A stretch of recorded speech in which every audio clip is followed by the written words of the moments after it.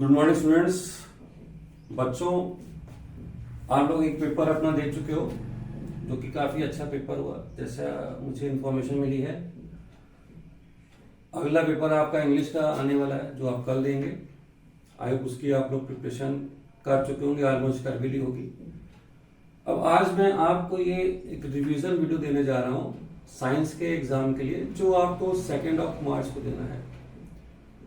मेरी कोशिश रहेगी कि इसको कम से कम समय में आपका फुल सिलेबस रिवाइज करवा दूं मैं आपको।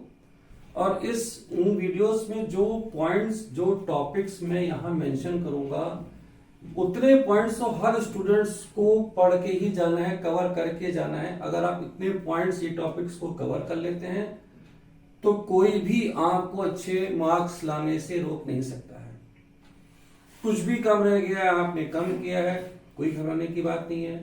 आप बहुत अच्छा कर चुके हैं, you are all about near 95%, 96%, इतना आपने पिछले एग्जाम में सिक्योर किया। Then you can also see the points. कोई ऐसा एक आधा पॉइंट हो सकता है कि जो भी आपने मिस किया हो, क्योंकि हर लेक्चर के बाद में मैं आपको कुछ क्वेश्चंस बताता चलूंगा, छोटे छोटे, जो आपको कवर करने हैं। ठीक है, आप सब जानते हैं कि ये जो आपका एग्जाम है, अभी इसमें आपको गैप मिलेगा।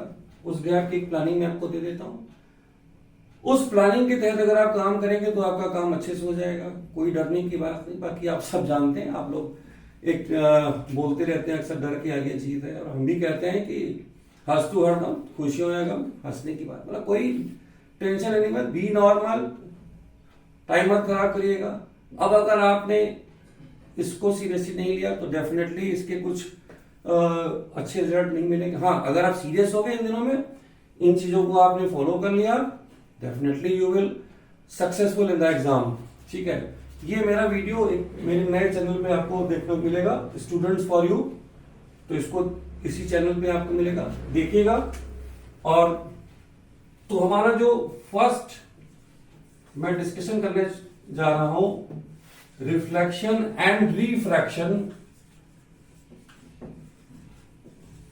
ऑफ लाइट पर।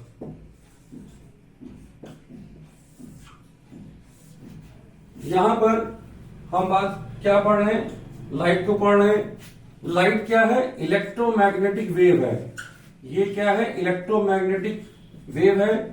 इसको ट्रेवल करने के लिए कोई मीडियम की रिक्वायरमेंट नहीं होती है।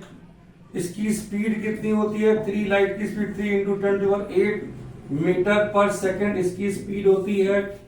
कहां पर? एयर या वैक्यूम में? एयर और वैक्यूम में आप इसकी स्पीड ऐसा मेंशन करते हो। रिफ्रैक्शन में भी आपने देखा होगा, मैं आपको बताऊंगा कि जब ये किसी मीडियम एंटर करती है, जैसे ग्लास में एंटर करती है, तो इसकी स्पीड कम हो जाती है। ग्लास में इसकी स्पीड रह जाती है 2 × 10⁸ मीटर पर सेकेंड। तो ग्लास में इसकी स्पीड कम हो जाती है। इसको हम लोग एक छोटे से न्यूमेरिकल से भी कर सकते हैं। तो ये तो गया लाइट के बारे में। अब जल्दी शुरू करते हैं हम लोग। यहां पर रिफ्लेक्शन से रिलेटेड क्या है? रिफ्लेक्शन आप बहुत पहले से जानते हैं, it is the bouncing back of the light into the same medium. जिधर से लाइट आ रही है वापस चली गई, this is called the reflection of light. तो इस रिफ्लेक्शन में आपने एक छोटा सा डायग्राम, इसको प्रैक्टिस कर लेना है। ये क्या है? एक प्लेन मिरर या रिफ्लेक्टिंग सरफेस, इसको बोलते हैं normal 90 degree ray of light, इसको बोलते हैं इंसिडेंट रे। देन इधर मिल गई हमको रिफ्लेक्टेड रे, मैं शॉर्ट में लिख रहा हूं, IR incident, RR reflected ray. This is called normal. ये मेरा रिफ्लेक्टिंग सरफेस है, इधर नीचे पेंट कर रखा है। लॉज ऑफ रिफ्लेक्शन क्या कहता है? This is I and R। यहां पे 2 एंगल मेंशन मैं कर रहा हूं, angle of incidence and angle of reflection. ये दोनों एंगल हमारे इक्वल होते हैं। This is the first law of refraction. ये फर्स्ट लॉ है, angle of incidence equal to angle of reflection. इसको याद कर लीजिए। अभी जब मैं आपको मिरर पढ़ाऊंगा तभी भी इसकी रिक्वायरमेंट होगी। मिरर में इसका जो इसी में रिफ्लेक्शन में जो सेकंड लॉ है वो कहता है incident ray, normal and reflected ray और लाई इन द सेम प्लेन। तो यहां पे हो गया हमारा लॉज ऑफ रिफ्लेक्शन खत्म। दोनों बातें हमने कह ली। यहां पर प्लेन मिरर के बारे में बहुत कम पूछा जाएगा आपको। थोड़ा सा बता दूं प्लेन मिरर के बारे में। प्लेन मिरर के सामने अगर किसी ऑब्जेक्ट को रखते हैं तो वो इक्वल डिस्टेंस की इमेज बनाता है। ये हाइट सेम रहती है और ये जो इमेज है ये इमेज कैसी होती है, इस इमेज के लिए भी हम लोग बोलते हैं कि ये वर्चुअल होगी और इरेक्ट होगी। इन दो वर्ड्स के बारे में भी मैं आगे डिस्कस करूंगा कि इरेक्ट और वर्चुअल जहां जहां पे आएगा। तो अब हम चलते हैं स्फेरिकल मिरर्स के लिए। अब हमने यहां पर देखना है स्फेरिकल मिरर, ये क्या चीज है, क्यों हम लोग इसको स्फेरिकल बोलते हैं। स्फेरिकल मिरर हमारे जो है इस वर्ड की वजह से। अब एक हॉलो ग्लास स्फीयर लिया, यहां से मैंने कुछ कट कर लिया पार्ट, कुछ यहां से कट कर लिया। ये जो पार्ट कट कर लिया इस पार्ट को यहां लिया है, इधर मैंने इसको पेंट कर दिया और एक पार्ट को इधर पेंट कर दिया। ये इसका हो गया रिफ्लेक्टिंग सरफेस और ये इसका रिफ्लेक्टिंग सरफेस। यहां पे एक पॉइंट हम कंसीडर करेंगे और एक जिस स्फीयर से लेके आए इसका कोई सेंटर होगा वो यहां पे सी हम लिख देंगे। इसी तरह से इसके लिए सी इधर होगा और इसका मिड पॉइंट पार्ट पोल कहलाता है। ये क्या है, पोल। फिर से देखिए, जब हमने इसके बैक साइड में पेंट किया इस तरह का मिरर हमारा कहलाएगा कॉनकेव मिरर। इसके अंदर के पार्ट में अगर पेंट किया तो ये बन गया कॉन्वेक्स। इसको बनाने में गलती मत करिएगा। हर जगह अगर आपने ये याद रखा कि ये जो गहराई वाली जो चीज है ये रिफ्लेक्टिंग पार्ट है और ये जो बल्जिंग साइड है ये रिफ्लेक्टिंग है, तो कॉन्वेक्स। इसको एक और नाम से हम लोग जानते हैं, इसको कहते हैं कन्वर्जिंग मिरर, इसको कहते हैं डाइवर्जिंग मिरर। तो ये कन्वर्जिंग और डाइवर्जिंग मिरर, ये दो चीजें हम अगर बोल रहे हैं तो इसके पीछे रीजन है। अब ऐसा क्यों है, जब भी हमने कॉनकेव मिरर को लेना है, यहां पर ये जो एक लाइन मैं ड्रॉ कर रहा हूं अभी, इसके मिड पॉइंट को हमने कह दिया पोल। ये जितना रिफ्लेक्टिंग पार्ट है ये जो इसका डायमीटर आप कह सकते हैं, ये इसके लिए अपर्चर हो गया जहां पे लाइट फॉल करेगी। एक पॉइंट मैंने सी मेंशन किया हुआ यहां पर जिसको कहते हैं सेंटर ऑफ कर्वेचर। ये कहां से आया है, इस स्फीयर के सेंटर से ये आया है सेंटर ऑफ कर्वेचर। अब सी से पी तक की मिलाने वाली ये लाइन हमारी कहलाती है प्रिंसिपल एक्सिस। क्या कहलाती है, प्रिंसिपल एक्सिस। यही प्रिंसिपल एक्सिस आपको यहां पे भी मिलेगी। यहां पर इस पोल से यहां तक लेके गए, ये भी प्रिंसिपल एक्सिस। दोनों साथ साथ मैं डायग्राम बनाता रहूंगा। अब इसकी खास बात क्या है कि अगर एक पैरेलल यहां पर इसके साथ में जाती है, एक पैरेलल मैं ड्रॉ करता हूं किसके, प्रिंसिपल एक्सिस के, तो रिफ्लेक्शन होगा और ये रिफ्लेक्शन के बाद में प्रिंसिपल एक्सिस को ये जहां भी कट करेगी reflected ray, this is known as focus. उसी तरह से यहां पर भी अगर मैं एक पैरेलल लेता हूं और ये रिफ्लेक्ट होगी, इसको पीछे की तरफ को मैं अगर आगे लेके जाता हूं तो ये पॉइंट इसका फोकस कहलाता है। अब देखिए यहां से कौन कौन से क्वेश्चन बनने वाले हैं। कन्वर्जिंग क्यों है, रिफ्लेक्ट, ये पैरेलल आई, इधर आ गई, अंदर की तरफ आ गई, कन्वर्ज हो गई, इसलिए कन्वर्जिंग मिरर। पैरेलल इस पे मैंने डाली, कॉन्वेक्स पे दूर चली गई, इसलिए डाइवर्जिंग मिरर हो गया। ठीक है, तो दोनों में बेसिक डिफरेंस क्या है, इसमें जो भी लाइट हम डालेंगे वो इकट्ठी हो जाएगी, क्लब कर जाएगी, और इसमें लाइट दूर चली जाती है। इनकी इसी प्रॉपर्टीज की वजह से इसके यूजेस भी अलग अलग हो जाते हैं। तो अब ये इस पोल से लेके यहां तक के डिस्टेंस को हम कहते हैं रेडियस ऑफ कर्वेचर। क्या कहते हैं, रेडियस। इसको आप याद रखिए, बहुत छोटा सा क्वेश्चन कभी आपको इसका मिल सकता है। इधर भी ये रेडियस ऑफ कर्वेचर, यहां पे हम इसको बोलेंगे, इसको हमने यहां पे मेंशन कर दिया। अब ये फोकस, अच्छा बीच में एक एफ लिखा हुआ है, एक एफ यहां पे लिखा हुआ है, तो इस पोल से यहां तक का डिस्टेंस ये इसकी फोकल लेंथ कहलाता है, इधर ये इसकी फोकल लेंथ कहलाता है। कॉन्केव में फोकस इधर रिफ्लेक्टिंग साइड में है, यहां पर फोकस और सेंटर ऑफ कर्वेचर रिफ्लेक्टिंग के दूसरी तरफ है। इन दोनों को ध्यान रखिएगा। अब ये फोकल लेंथ और ये जो रेडियस ऑफ कर्वेचर जिसको हम लोग आर से डिनोट करते हैं, इसके बीच में एक रिलेशन है F equal to R by two. इसको बॉक्स बना लीजिए।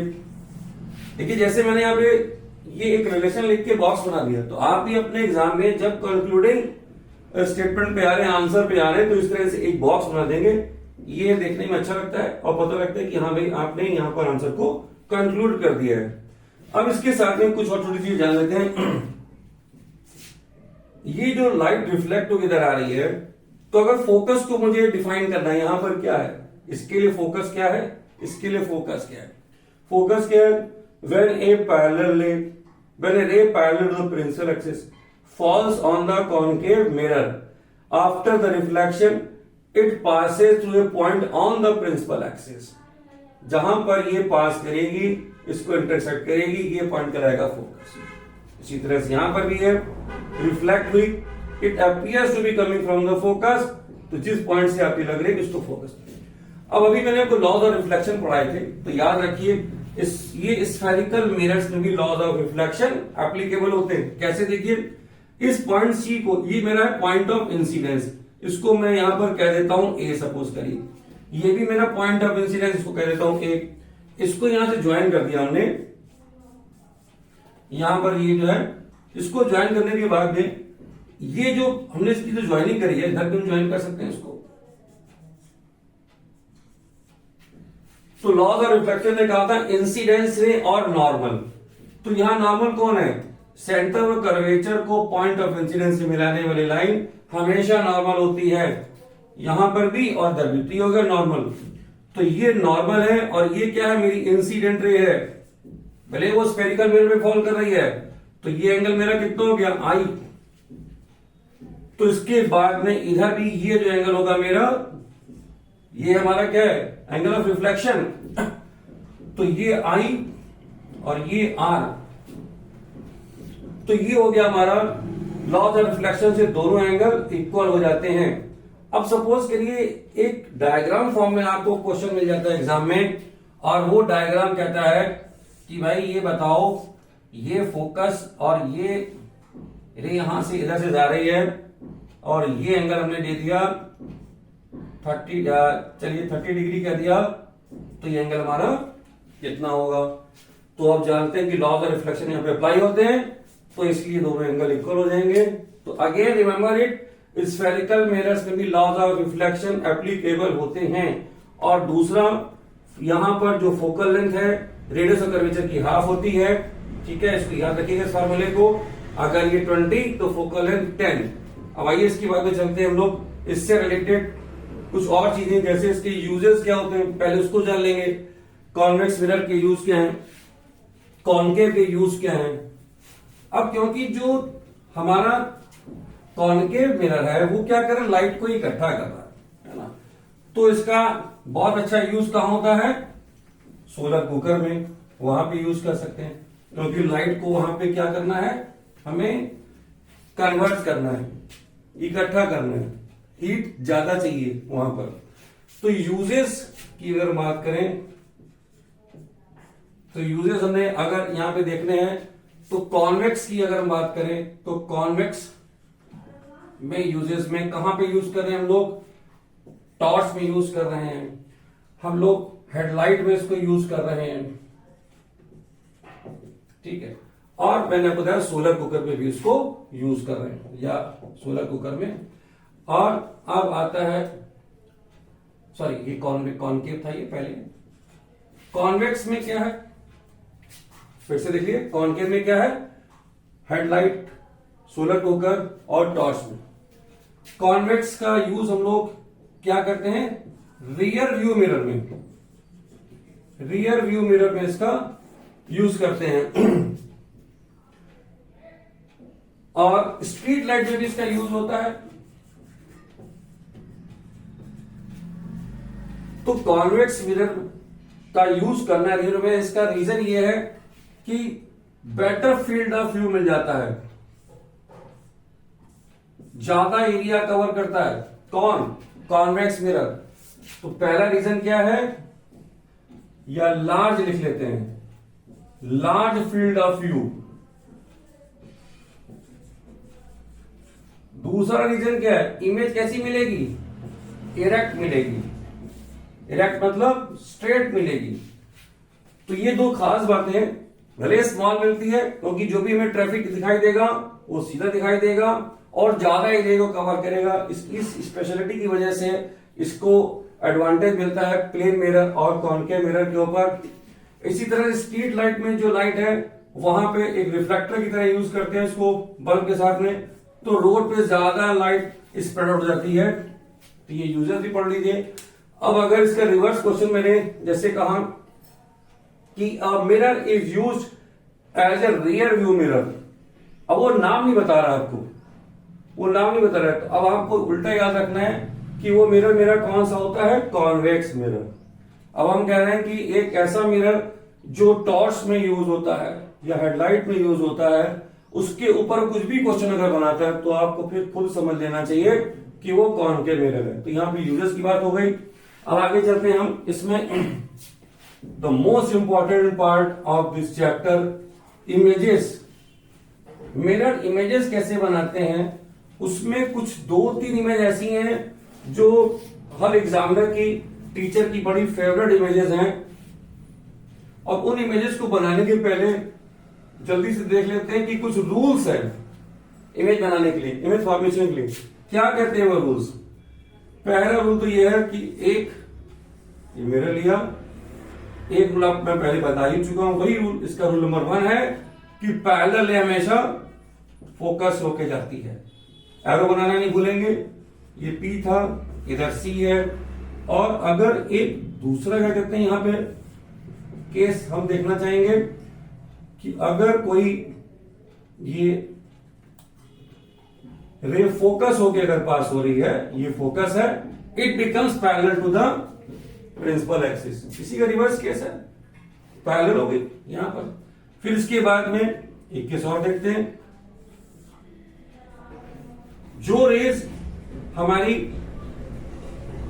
सेंटर ऑफ कर्वेचर होके जाएंगी जी, तो जिस पास से जाएंगी उसी पे वापस आ जाएंगी, क्योंकि ये पॉइंट जो है या ये लाइन नॉर्मल की तरह बिहेव करती है।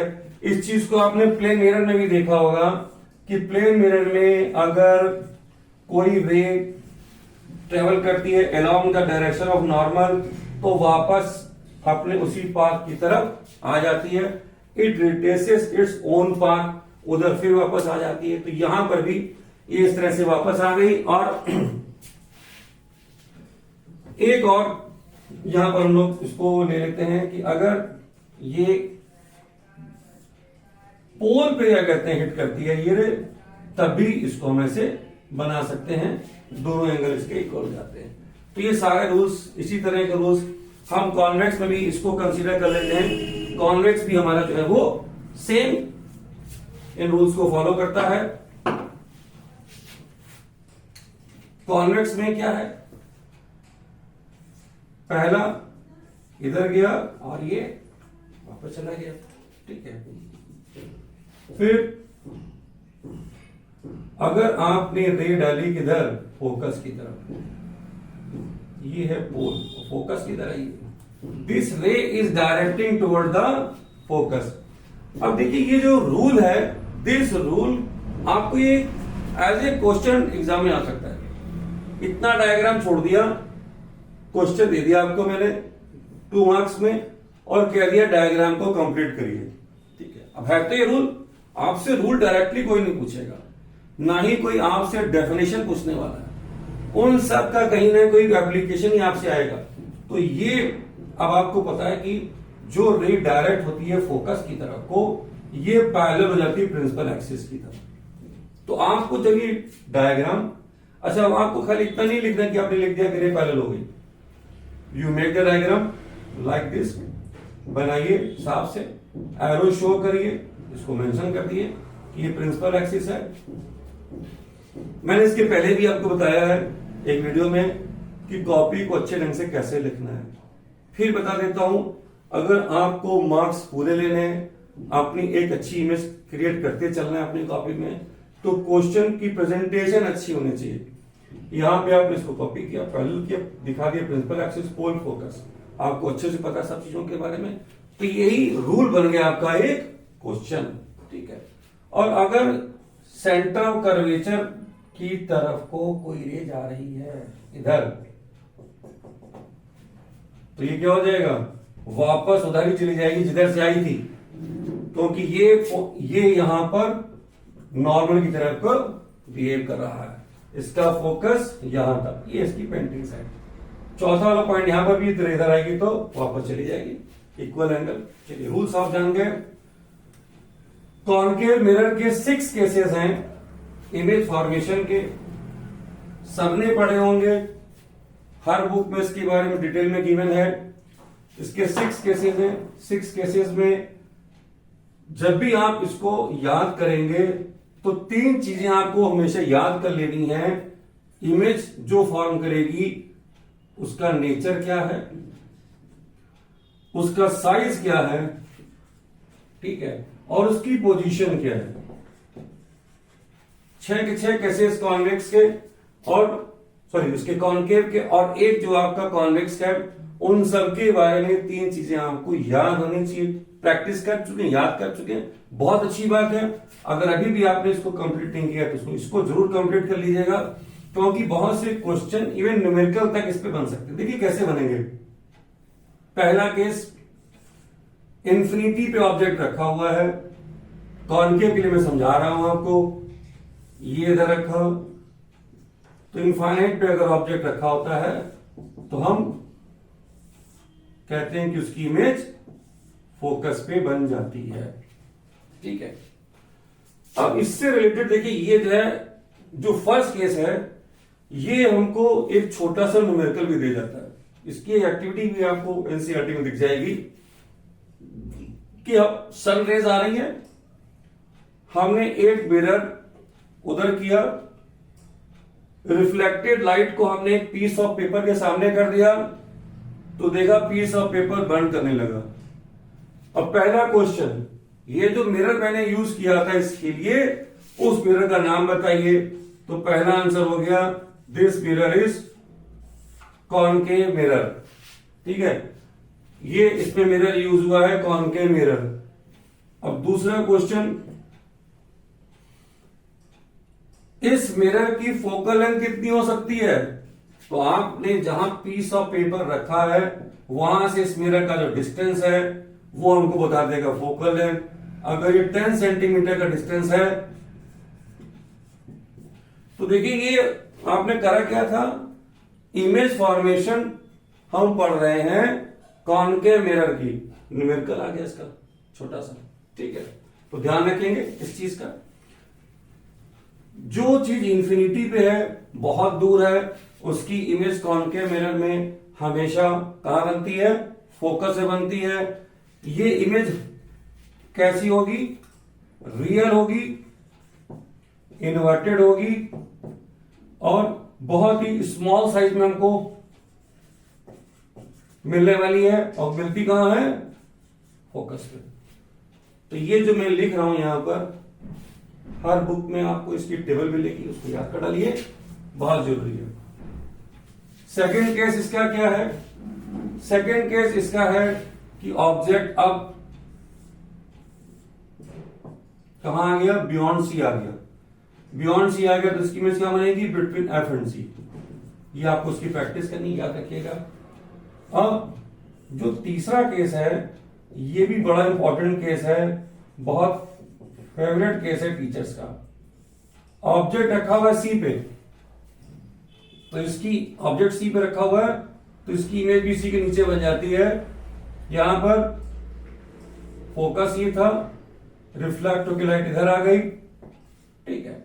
तो ये इसी के नीचे जो इमेज बन रही है यहां पर, इसकी क्या स्पेशलिटी है, रियल है, इन्वर्टेड है, इमेज वापस क्या बन रही है, 8C बन रही है और इक्वल साइज की बन रही है, इक्वल साइज की बन रही है। अब मैं इसको इंपॉर्टेंट क्यों कह रहा हूं, ये भी ठीक है, इसको भी याद करना है, part of the image formation है, इसकी भी प्रैक्टिस करिएगा। ये एक न्यूमेरिकल देने वाला ये पॉइंट है।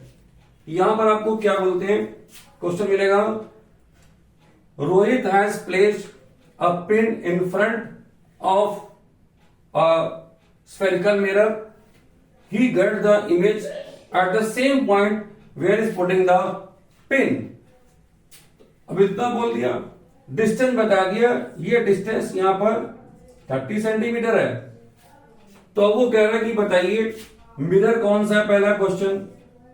तो हम जानते हैं कि ऐसी इमेज केवल कॉनकेव मिरर यहां पे हमको दे रहा है या देगा, कॉन्वेक्स नहीं देगा। दूसरी चीज, ये डिस्टेंस जहां पे ये सेम इमेज बनती है, ये पॉसिबिलिटी केवल सेंटर ऑफ कर्वेचर पर ही है।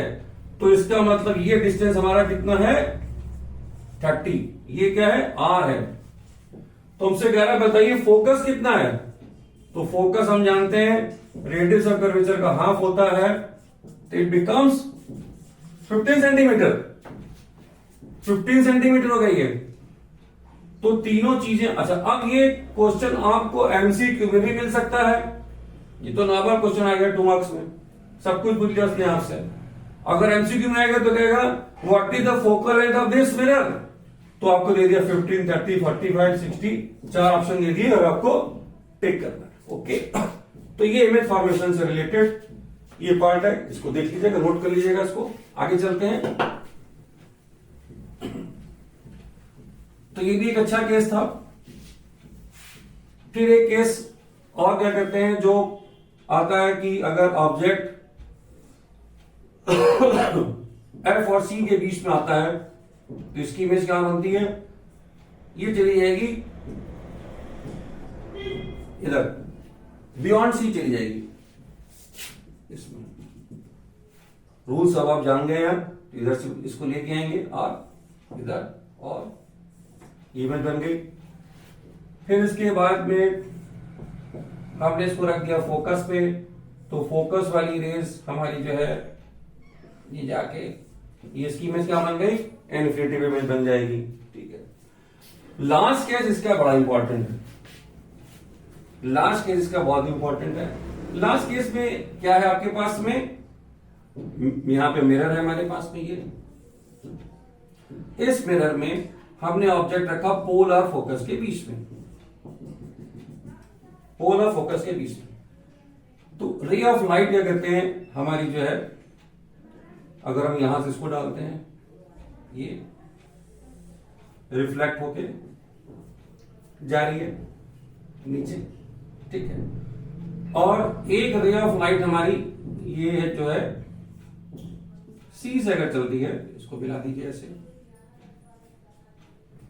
तो यहां देख रहे हैं ये रेज हमारी डाइवर्ज हो रही हैं, ये डाइवर्ज हो रही है। तो इधर कहीं मीट आउट नहीं होगी। जब तक दो रिफ्लेक्टेड रे कहीं पर इंटरसेक्ट नहीं करती हैं तो इमेज फॉर्मेशन नहीं होती, इसको याद रखिएगा। तो ये इसको पीछे की तरफ मैंने एक्सट्रापोलेट किया और ये इमेज की फॉर्मेशन हो गई। आप जब बार्बर शॉप में जाते हैं तो जो अच्छे बार्बर शॉप हैं वो बहुत बड़े रेडियस ऑफ कर्वेचर के ऐसे मिरर यूज करते हैं। वो देखने में प्लेन लगते हैं, तो आपको बैठाता है यहां पर, ये सीट आपकी इसके बीच में लगी होती है, इस मिरर के फोकस बीच में, तो आपको बड़ी पेज दिखाई देती है, फेस बहुत अच्छा दिखाई देता है, पूरा फेस बड़ा साफ साफ दिखाई देगा आपको। तो ये हमारा इसका इमेज हो गया। तो ये भी रियल एंड इन्वर्टेड है पहला केस। सॉरी, ये हमारा क्या कहते हैं वर्चुअल में इरेक्ट आ गया, यहां पर वर्चुअल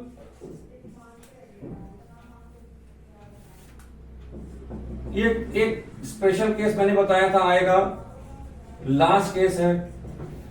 अब जब ये इमेज क्या कहते हैं यहां पर डायरेक्ट रिफ्लेक्टेड रे से नहीं बन रही है, पीछे एक्सट्रापोलेशन से बन रही है, और इसको बोलेंगे हम लोग वर्चुअल इमेज। सीधी बन रही है और कहां बन रही है? Behind the mirror, behind the mirror. और तीसरी इसकी साइज कैसा है? ये मैग्नीफाइड है, बड़ी इमेज बन रही है, यहां पर बड़े साइज में दिखाई देती है। तो खास बात क्या है, क्यों ये इंपॉर्टेंट है? क्योंकि कॉन्केव के सारे केसेस में ये अकेला केस ऐसा है जो वर्चुअल इमेज देता है और मैग्नीफाइड देता है। ठीक है, इसी के साथ में ये तीन चीजें आपने नोट कर ली होंगी।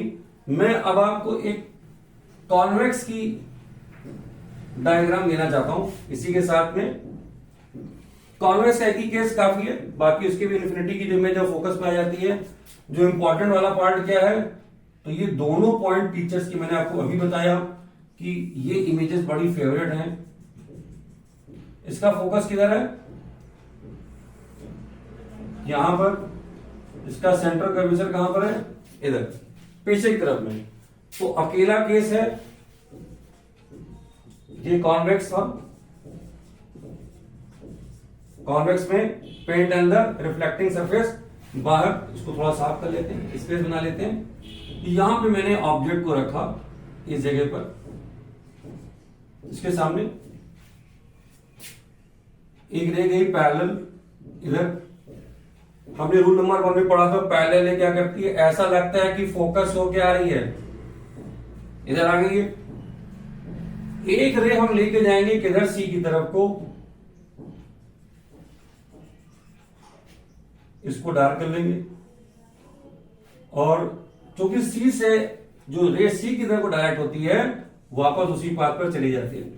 इसने पहली रे को जहां कट किया,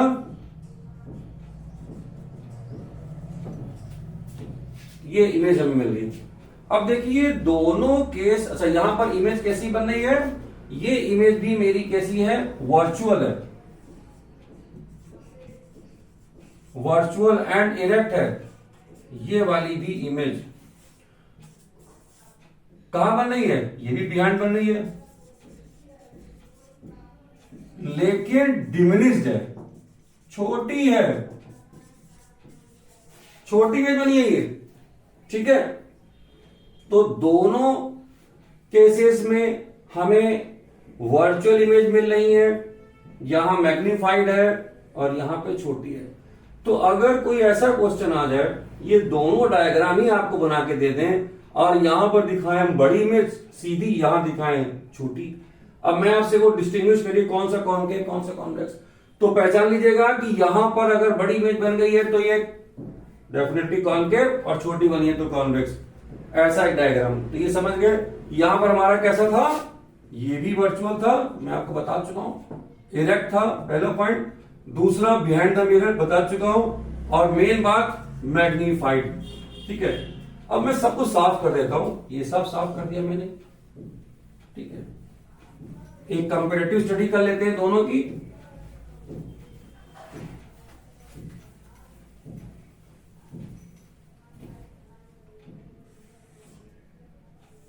कॉनकेव कॉन्वेक्स। तो यहां तो मैंने अगर एक ऑब्जेक्ट को रखा और मैंने दिखाया इमेज, चलिए और इसको एक नए ढंग से देखते हैं, नए क्वेश्चन की फॉर्मेशन करते हैं हम आपके लिए। यहां पे मुझे पता नहीं क्या कहते हैं, कौन सा मिरर है। मैं 3 बॉक्स बना देता हूं यहां पर। ठीक है, 3 बॉक्स बना दिए मैंने। यहां ऑब्जेक्ट रखा, इमेज,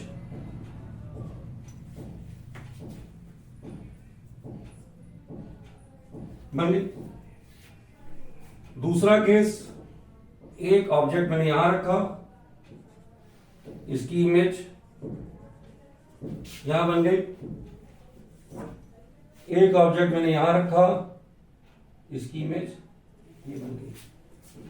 अब आपको बताना है, ये तो चलिए मैंने अभी आपको सब बता दिया है, सब सीक्वेंस में ही रख दिया है। तो बताना है कौन सा प्लेन मिरर है, कौन सा कॉनकेव है, कौन सा कॉन्वेक्स है। तो जहां देखिए दोनों साइज सेम हो रहे हैं, सीधी है तो ये प्लेन मिरर है। यहां पे ऑब्जेक्ट से बड़ी इमेज बन गई है, ये भी सीधी बन रही है यहां पर, तो ये क्या हो गया मेरा कॉनकेव, और यहां छोटी बनी, ठीक है।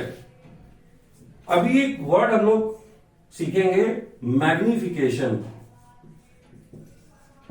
मैग्निफिकेशन, मैग्निफिकेशन कहता है it is the size of the image, size of image to the size of object, ऐसा बोलता है ये। हम इसको HI/HO भी लिख सकते हैं, ठीक है। तो ये एक रेशियो है इमेज के साइज का और ऑब्जेक्ट के साइज का। तो यहां पर जो है फार्मूला हो गया हमारा ये। तो यहां पर इसका मैग्निफिकेशन मैं देखूंगा तो इसको 1 लिखूंगा, ये मेरा ग्रेटर देन 1 है और ये मेरा स्मॉलर देन 1 है। तो इस तरह से भी इन तीनों को कंपेयर करते हैं, हम लोग पूछ सकते हैं, क्वेश्चन बन सकते हैं बहुत सारे।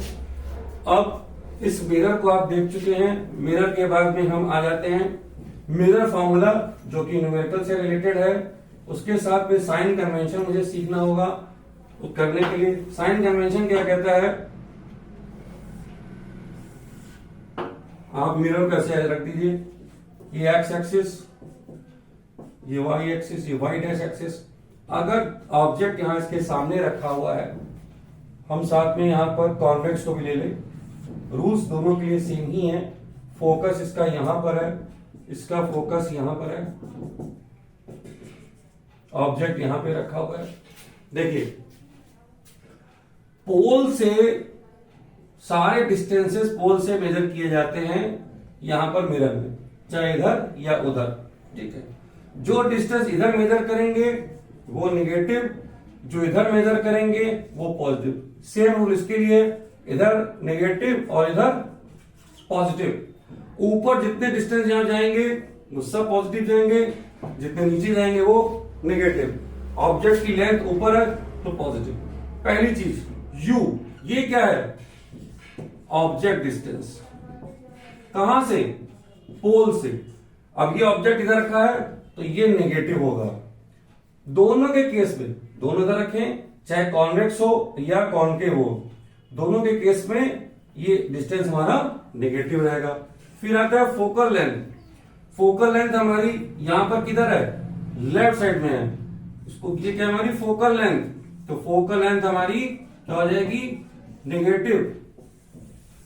यहां पे फोकल लेंथ क्या हो जाएगी, क्योंकि फोकस राइट साइड में है, पॉजिटिव। इसकी सारी इमेजेस इधर ही बनती हैं, छोटी बनती हैं यहां पर। तो तीसरी चीज हमारी क्या है, V, ये है इमेज डिस्टेंस। क्या है ये, इमेज डिस्टेंस। तो इमेज डिस्टेंस हमारा, इसको V से मैंने रिप्रेजेंट किया है, जितनी भी रियल इमेजेस हैं। अब रियल इमेज हमारी कौन सी थी, जो इसके सामने बन रही थी, उल्टी बन रही थी, सब रियल इमेज थी। तो ये सारी की सारी के साइन कन्वेंशन नेगेटिव लेंगे। यहां पर क्या है, V, तो अभी सारा राइट साइड में बन रहा है, तो ये पॉजिटिव लेंगे यहां पर। अब इस चीज को आप लोग नोट कर लिए, देख लीजिए। 5 सेकंड में आता हूं मैं आपके पास।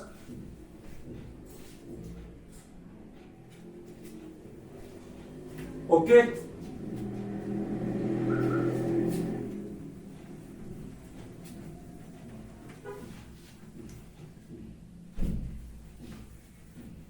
यहां से अब हम एक नया और फॉर्मूला देखेंगे, मिरर फॉर्मूला। ठीक है, कैसे होता है ये, 1/f 1/v plus 1/v। Focal length, image distance और ऑब्जेक्ट डिस्टेंस दोनों में इक्वली एप्लीकेबल होता है, ठीक है। और इसी के साथ में मैग्निफिकेशन का फॉर्मूला अभी मैंने आपको दिया था, वो इसको m से डिनोट करते हैं। अगर साइज पता हो तो HI/HO, अगर U और V पता है तो ये होता है -V/U। रियल इमेज के लिए अगर रियल इमेज मिल रही है, इसको याद रखिए, m हमेशा नेगेटिव होगा। अगर वर्चुअल इमेज मिल रही है तो याद रखिए m हमेशा पॉजिटिव होगा, ठीक है। अब अगर कभी यहां पर m मैंने लिख दिया प्लस 1.5। तो इसका मतलब क्या है, इसका इन्फरेंस क्या है, इसका मतलब ये है कि इमेज हमारी जो है वो साइज से 1.5 टाइम्स है। प्लस साइन बता रहा है कि इमेज वर्चुअल बनेगी। और ऐसा केस कब पॉसिबल है, देखिए कितना अच्छा क्वेश्चन है। ऐसा तब पॉसिबल है कि जब ये ऑब्जेक्ट मेरा कॉनकेव मिरर में पोल और फोकस के बीच में रखा हो। हम यही बता सकते हैं केवल इतनी इंफॉर्मेशन से। तो इस तरह क्वेश्चन में देखेंगे। अभी इसको मैं क्लोज करता हूं मिरर वाले पार्ट को। अगले पार्ट में मैं आऊंगा लेंस के साथ में, और जो आपका सेकंड चैप्टर छोटा चैप्टर है human I and colourful world, दोनों को साथ साथ लेके चलेंगे। ओके स्टूडेंट, इसको रिवाइज के लिए कोई प्रॉब्लम्स हो आप मुझे कमेंट बॉक्स में जाके लिख सकते हैं, उसको टेकअप कर लेंगे हम लोग सेकंड वीडियो में। Okay, do it.